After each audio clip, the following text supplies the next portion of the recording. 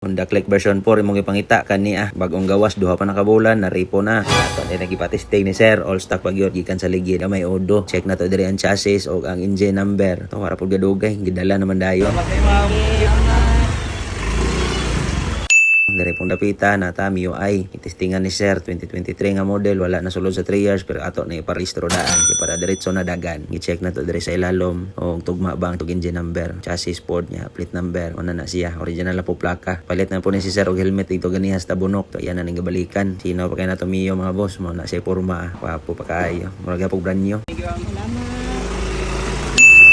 Napunta bayar dire sa atong Yamaha Mio Gear. Kani atong Mio Gear karon kay latest ni siya. Na po na plaka ato lang na itaon karon kay bago man ni naabot. Na po na side mirror. To nangita lagi daw si sir og kanang gwapo gino kaayo. Kani way tatsa. May kunog pwersa naglibog pa sa aning duha sa final 25 ug 24 ni nga model niya. Mileage usa kay 400. Yang atong usa kay murag naato sa 4. To ang ilang napilian. Syempre katong gamay kay Udo 400 kay may pakay pwersa ko no. May baga pagligid mura pag brand new. Mo na nangitag Mio Gear mo to atong final kuha gyud nilang sir.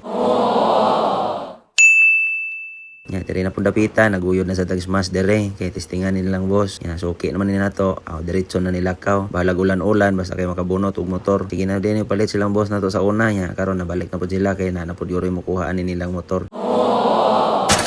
Diri punta sa atong Honda Click. Diri unta ni sila gahapon ya kana traffic man karon abtan ni nila atong version 4 nga Honda Click. Version 4 kuno ni kay amag sa nila hina og ang grab bar. Ito nang ipa-check dan sa atong mechanic. Okay kuno ni. Ato lang po nagipasibitin lang daan ganiha. Ana man daw si sir kay na ako ni drag gamay pero super kusgan man gid siya. Pero ana medyo na dapat jud atong tarongon. Sige. Mo to pag testing sa atong mekaniko okay ra gid daw siya normal. Gusto man gid si sir nga nindot gyud kunog dagan kay biyahe pa daw sila Balamban. Ato nagi-check dire. Wa pa gid ni maokab. So mao ni ang permirong ukab na to ani. Pag tan-aw sa to mekaniko dire, kapita naguyog okay man pud tong mga bula pa. Naratoy usa na kan-an gamay mo to atong gilisan. So far wala na problema gipatestingan nato ni sir. Nagbian na magid sila. Biyahe pa to sila Balamban.